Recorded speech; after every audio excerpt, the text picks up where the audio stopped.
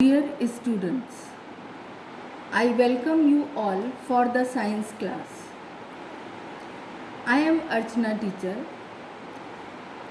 We are going to study today the chapter 6, that is life processes.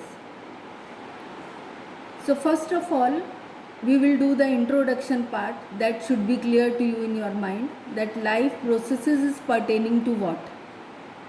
Life means living and processes means activities. These activities can be physical activity as well as chemical activity. The activities which are taking place in the living body are called life processes. Physical activity means, for example, we are walking, running, doing our work, that is physical activity. And chemical activity takes place inside the body, that is at the molecular level.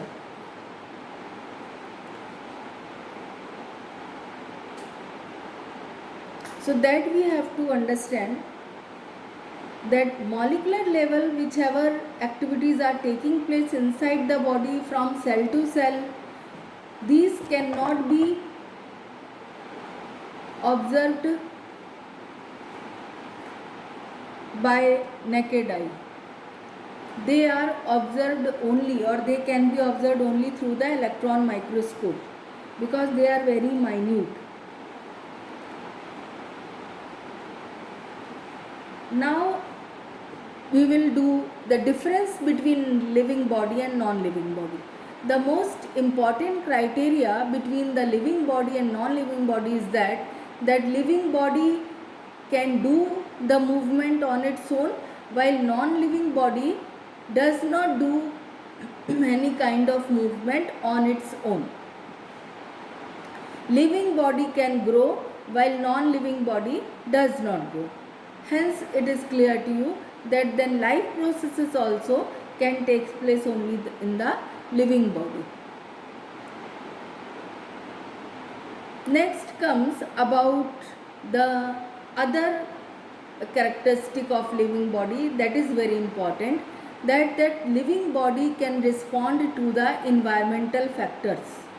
For example, when we feel cold, we wear the woolen clothes, and when we feel hot, we switch on the fan.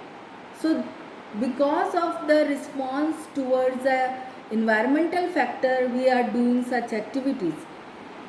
So you can understand that living organisms respond towards the environmental factors which are called stimuli. Next very important term we are going to discuss, that is about the virus. With this term you all are familiar. Generally the viruses are harmful. Virus is considered to be connecting link between living body and non-living body.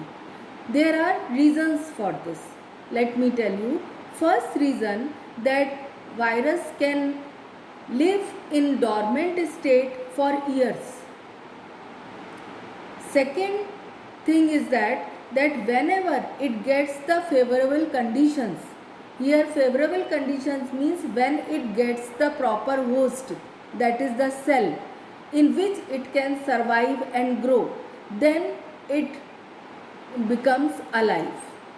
So thus it is considered to be between living body and non-living body as the connecting link. So it becomes alive means it can grow and it can survive easily in its cell environment. So thus it is clear to you. Now again we are going to do about the life process definition in little detail.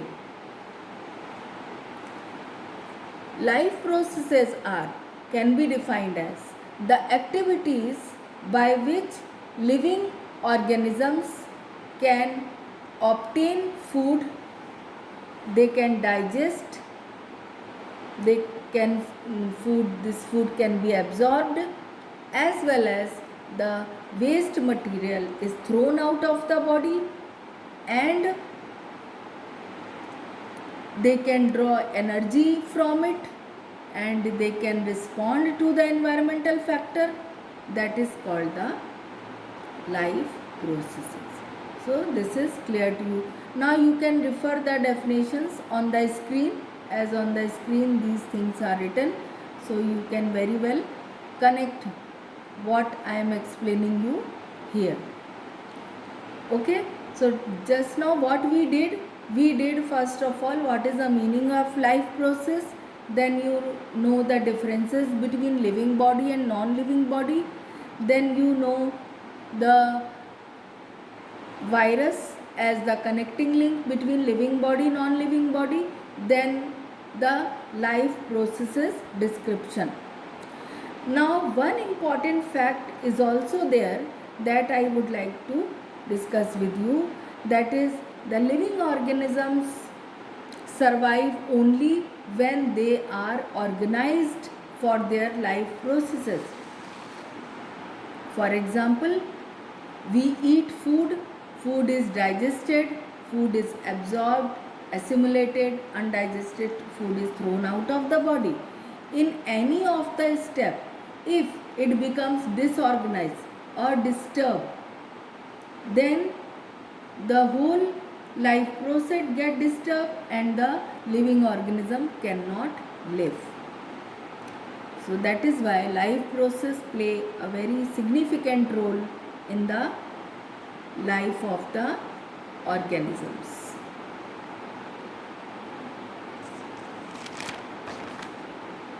Now next concept is that life on the earth. Life on the earth means, you understand, living organisms. Life on the earth depends upon the carbon molecule based food. Whichever food the organisms are eating, these are all organic compounds. Organic compounds means having carbon in them, carbon, hydrogen, oxygen, etc. They are having carbon, hydrogen, oxygen in them. So the food is based on that. So all the living organisms are dependent for their food requirements on carbon based molecules. Then in life processes, as I told you, the molecular movement take place inside the living body that actually comprises chemical reactions. These chemical reactions can be oxidation and reduction. So oxidation reduction takes place and the life processes are completed. Then next concept is that unicellular organisms and multicellular organisms, that how the life process take place in them. Unicellular organisms are one-celled organisms. Therefore, all the life processes will take place inside one cell only. And generally, the process is the diffusion, that they can take the food through the cell membrane, they can take water through the cell membrane, they can throw the waste material through the cell membrane, because the cell itself remains in the contact of the environment. So in, for example, amoeba and paramecium, which we will do in detail afterwards. So it is clear to you that by simple diffusion, unicellular organisms undergo this life processes through the cell membrane. Then comes about the multicellular organisms. Multicellular organisms are many-celled, even millions of cells can be there.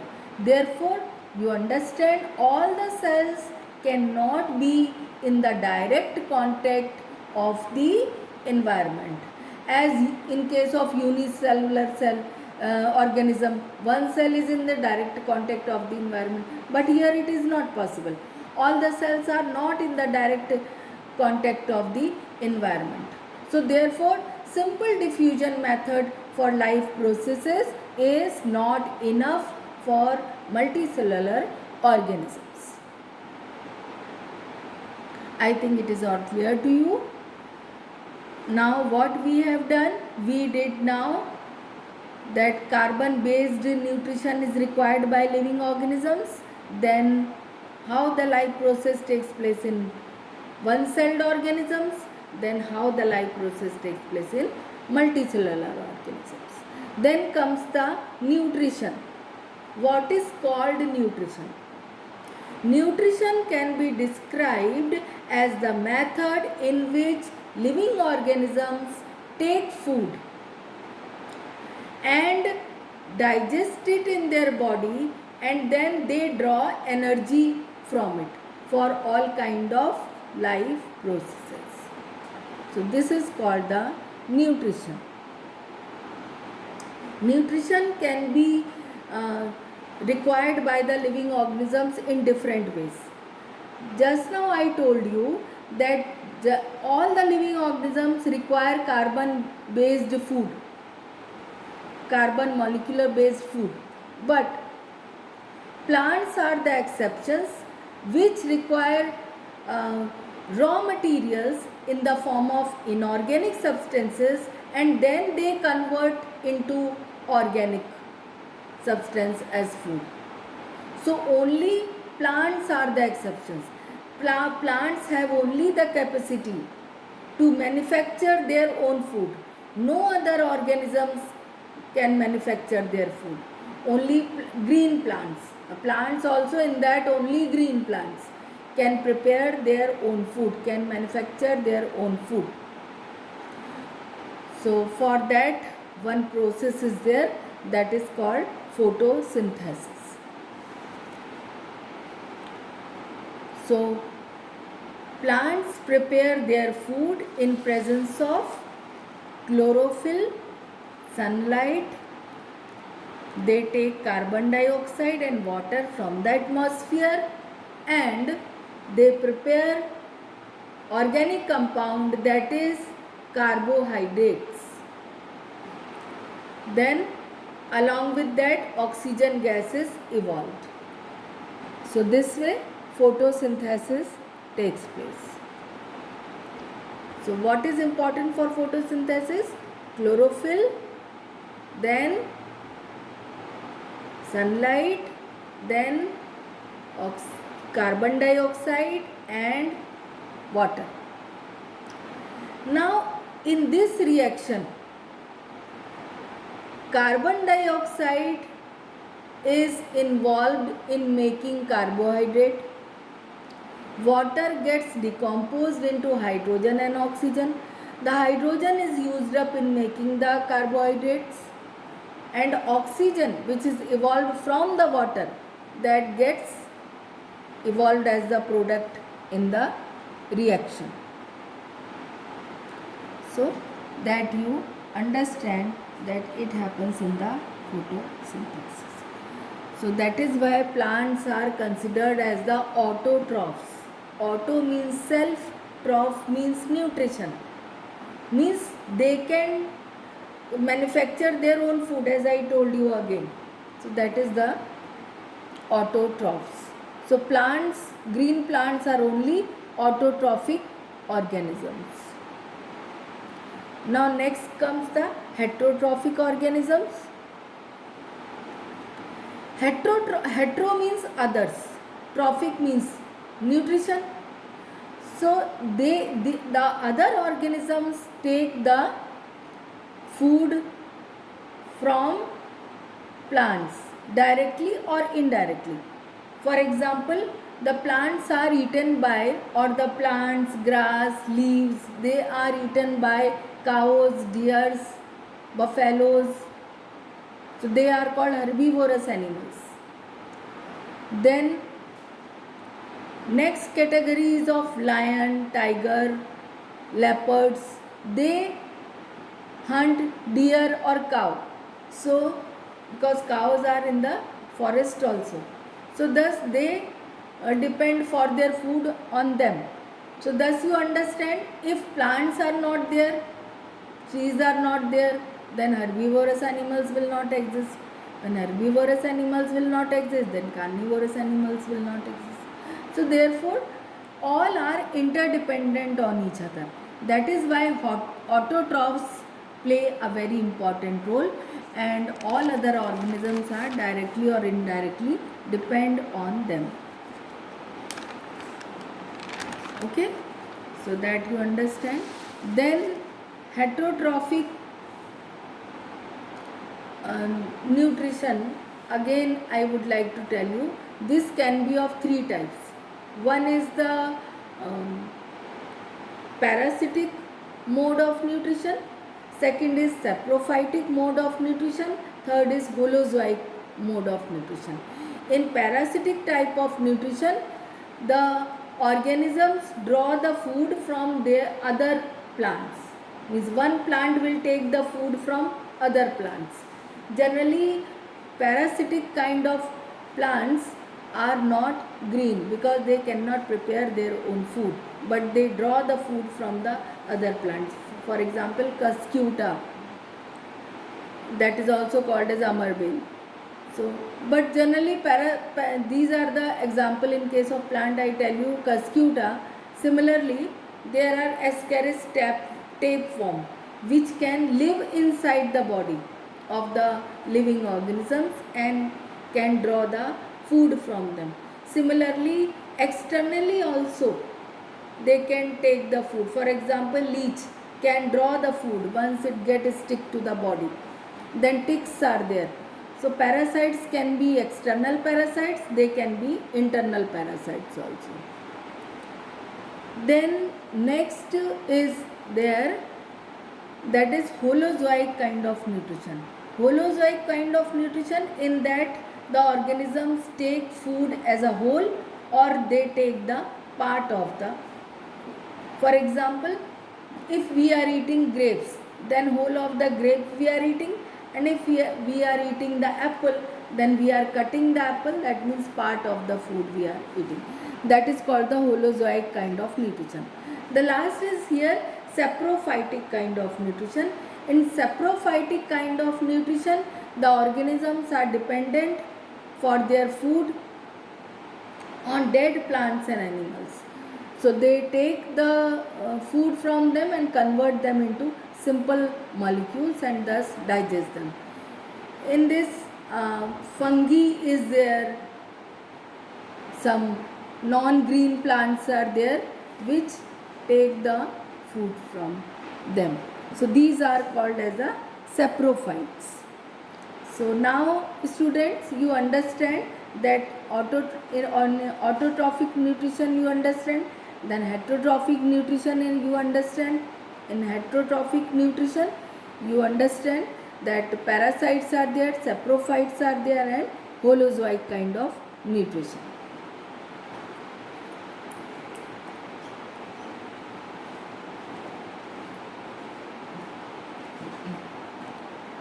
So there are events for photosynthesis that we will discuss.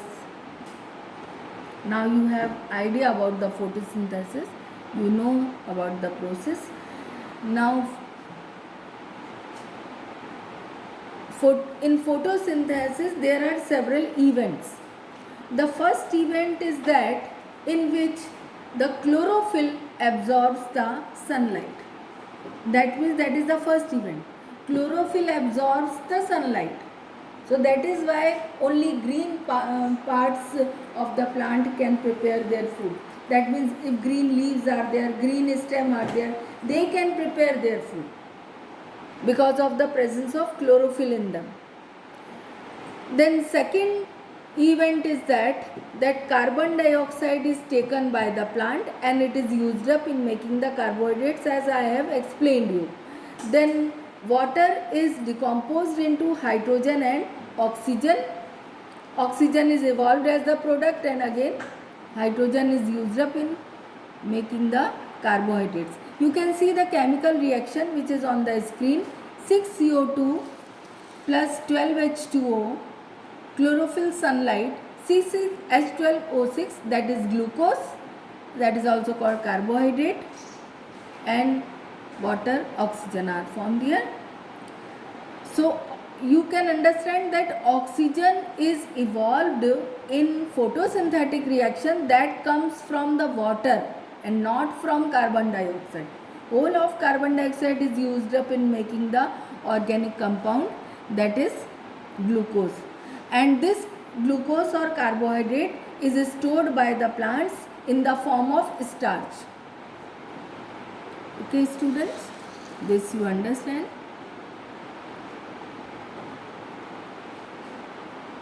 Now I think the last thing in this we will discuss, that is about the gaseous exchange that takes place in the plants.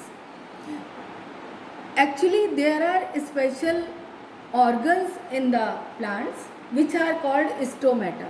Stomata are very minute pores. Generally they are found in the lower surface of the leaf more than on the upper surface. Sometimes they are also found in the green stem. So through these pores, gaseous exchange take place. I'll explain you. You can refer the figure in your textbook where stomata figure are given very nicely, that you can learn. If you see the figure, you will find that they are bean shaped. These bean shaped cells are there. They are called as guard cells. And when these cells absorb water, they become curved, and due to making curves, the minute pore opens broad, and thus the exchange of gases takes place. That means stomata is open. It happens during daytime. And when the water is lost from the guard cells, then curve is not there in the cells, then opening gets closed, and that is called the closing of the stomata. And this way gaseous exchange takes place in the stomata. So apart from the plants, I would like also to mention about the some of the bacteria and non-green plants. These bacteria, with the help of chemical energy, they can prepare their food. This is called chemosynthesis, because here chemicals are used. For example, sulfur is used by some of the bacteria. So since chemicals are used for making the food in some bacteria and non-green plants, so it is called the chemosynthesis. Okay, so this much is clear to you. Thus we end this explanation. Okay, so you all understand. Let us summarize it, what we did. Now I think autotrophic nutrition is very clear to you.